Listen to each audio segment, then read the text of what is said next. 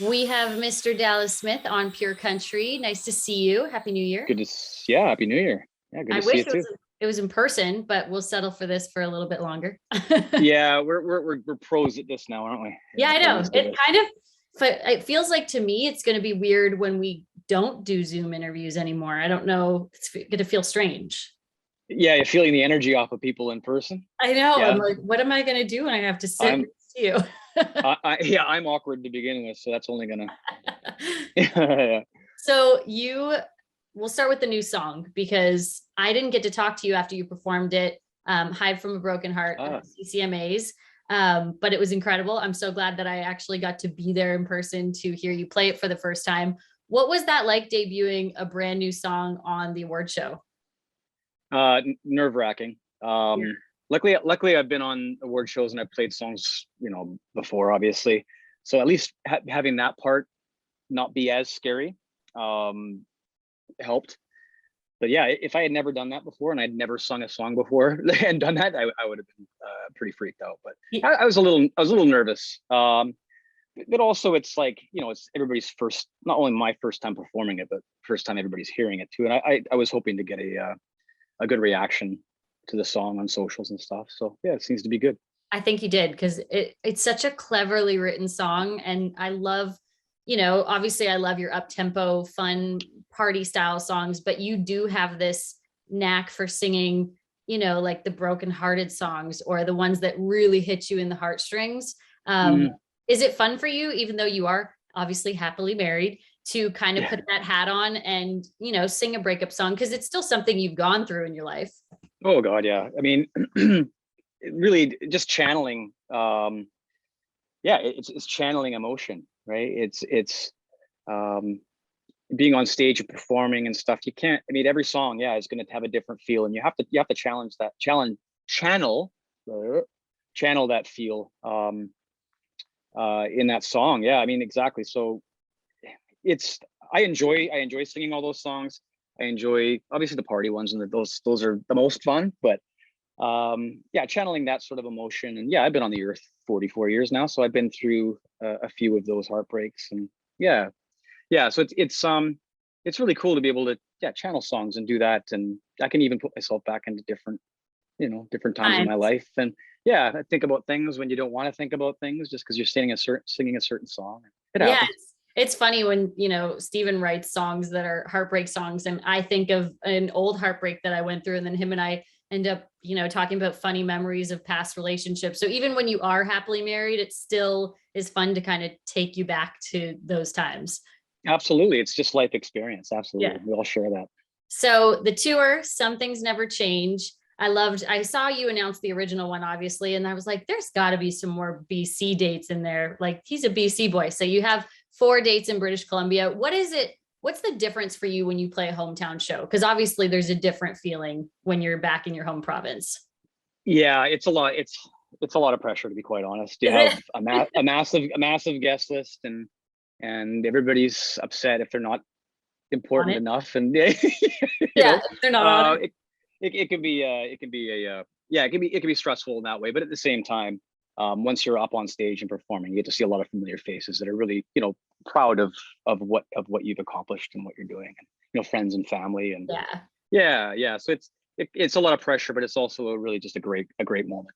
And so the lineup is incredible. It's like you've got James Barker Band, Megan Patrick, Kelly Prescott, JoJo Mason, Sean Austin, and Manny Blue. And when I look at that, I go, it's so awesome to see the fact that you can go to a show and be, maybe you're a Dallas Smith fan, but you can enjoy so many different types of country music at one show, which is so incredible. And I love that kind of lineup. Are you excited to actually get to watch as a fan before you get to go on stage? Oh yeah, no, absolutely. I've always enjoyed that part of touring, is checking out who you have on opening up, and being part of that. But yeah, I mean, this tour is going to be a lot of fun. We normally tour, like I'm used to touring in the winter in Canada. It's just kind of what you do. But yeah, we're going to tour in the summer, so I'm really looking forward to that. Being able to hang out outside with everybody, and Yeah.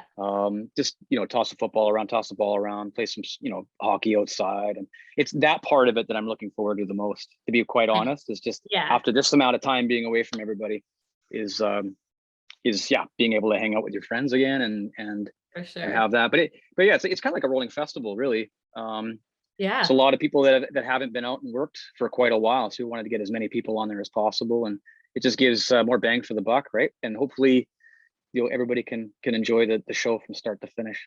How stir crazy are you not having been on tour? Because you are someone that goes on lengthy tours usually every single year.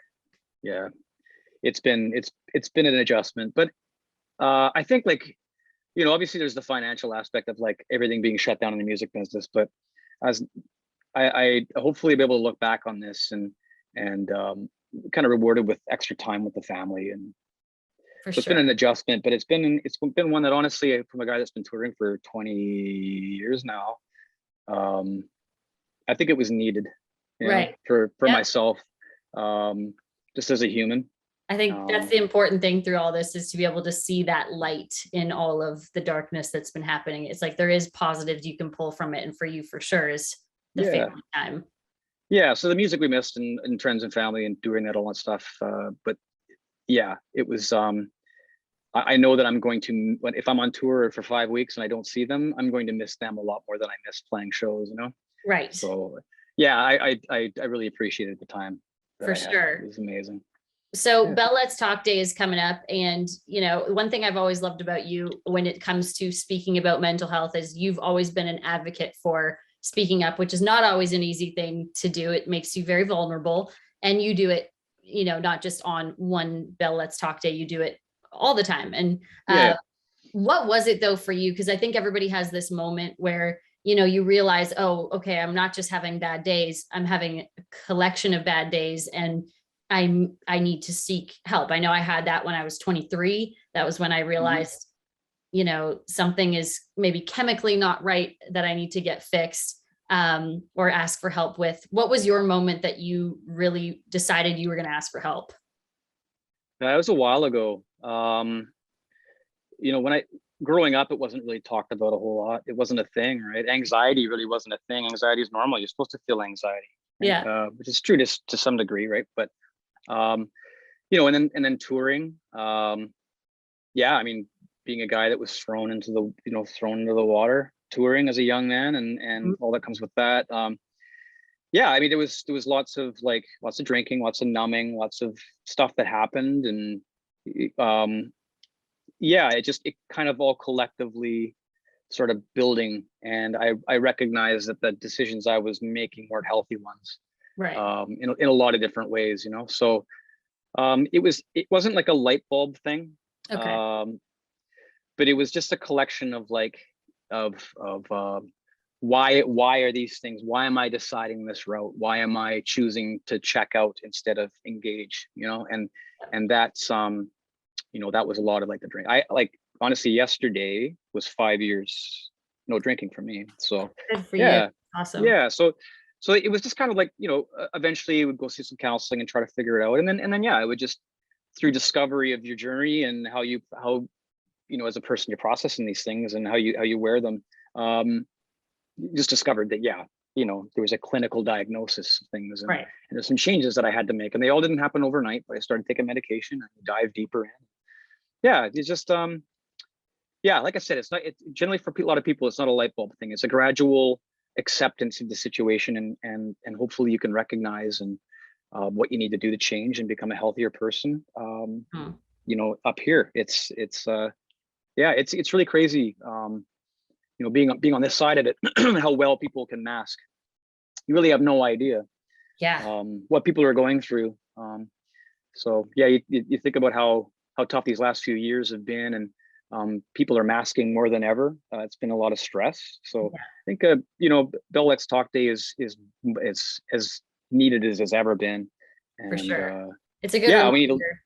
yeah, absolutely, because there's yeah, I mean, jobs and health and all this stuff, but even if you haven't caught COVID, we all know that we've all been affected mental health wise here. It's been especially Absolutely. the kids. So yeah, we need to focus and all team up and really make sure we get our government and everybody that's in charge to focus what we need to focus a lot of money on it. Yeah. Yes, for sure. Because I think that's the thing too, is I mean, you're in the same thing. You get up on stage every night and people, see you smiling and playing a show and looking like you're having the time of your life. And I've been in that position doing interviews. Yeah. It's the last place I want to be is smiling, sitting in a chair, talking to someone. I want to be curled up in bed, but you feel like you have to push through it. And not anybody would know that you might be having the absolute worst day of your life, but you're still showing up when you maybe really mental health wise need to be at home taking a moment for yourself. Yep. You're just really good at it, right? Oh yeah. I've Really mastered good at that. masking. Yep. Yeah. Yeah, And it's the thing. it felt like a strength before. I felt like I was, I was so strong because I could be so down in the dumps and I could put a smile on. And then I went, okay, I don't think that's how I'm supposed to be doing this. Yeah. But what are your tactics when, you have to play a show and that might be the last thing that you want to be doing right now? Yeah. The shows have never, well, I shouldn't say never, but in the last, in my career in country music, I've never really felt, I look at this as like such a bonus. Like I'm so appreciative to have this, every moment of it, because I thought it was gone. So every time I'm up on stage, it's easy for me to go back and go, this is what I love to do, and I'm getting to do it. So it's easy, but it's the mental challenges of the mental challenges, like the music business, and like, people taking pop shots. You're just vulnerable. I mean, you're just out there, right? Yeah. Yes, that's the part that you really have to kind of keep in check. And I've gotten good at getting some thick skin, and Yes. I've realized that if you got people's attention in a negative way, it's just as good as in a positive way, because you're doing something right. You have to have thick skin. And I think too, like that's a sign that you picked the right career path to be on, that you do find true joy in doing it every day. I think that's another thing. We all feel forced to do the job we're in just because it's the job we have, when meanwhile, if we found something we might actually love, we might not feel that way so often. Yeah. No, it's I get to go out there and put some smile on people's faces, hopefully, and just to experience that. But knowing that the records that I've made, there's somebody out there right now that is connected with a certain song and is making them feel a certain way that they want to feel right now. I mean, that is such a, to me, I think back of that stuff as well. How lucky I am to be able to do this, right? So it's not so hard necessarily to snap out of it for shows and stuff. I generally get pretty happy about that kind of stuff. Yeah. Well, I hope that. But interviews, I tell you, interviews are. I got to try to real pretend. I remember. I feel like the first time I interviewed you, I feel like you told me, you were like, "By the way, I'm not the best at this. This isn't my favorite place to be," or something along those lines. And I was like, yep. I feel challenged now. I have to make him enjoy interviews with me but I feel like you're somebody that I love getting to talk to, because maybe when you're sitting down doing an interview, you're more comfortable with a microphone singing than you are talking. I feel like when you do get past that, though, you're one of the most interesting people that I get to interview, because without a microphone and a camera on, you're just a regular guy that you get to sit and have a conversation with. So we just pretend like there's no cameras and microphones. To be quite honest, I mean, that's we've become friends over the years, and the wife friends and Steven, and so it's easy to talk to you. And it is easy to forget that we're actually being recorded for an interview. I know. I forget after a while. Then I have to be careful, because I'm like, oh crap, what did we say? But I feel like we went through a very similar pandemic, having a baby right at the middle of it, and that was definitely a fun thing to kind of get to navigate those waters together. I know Steven, he'd always, have a moment and be like, I'm going to text Dallas and see what he thinks. I'm like, yeah, he's a dad. He's been through this. Let's ask him and Kristen. Yeah. You just hold on, man. Hold on and pray for the best. Yeah, that's what we're doing. Awesome. Well, I hope I'm going to pick a show, and Steven and I are going to come and definitely catch one of those, because please do. Yeah. Come up to the amphitheater show in Toronto. That would be to get Yeah, come up and get your husband to come and sing "Drop" with me. Okay, I'm in. I'm gonna have a drink and watch from the crowd. Yeah, drink with my wife. Awesome. Well, it's always a pleasure having you on Pure Country, Dallas Smith, and hope we get to see you in person very soon. But yeah, we will. Enjoy getting ready for the tour, because it'll be here before you know it. It will be, for sure.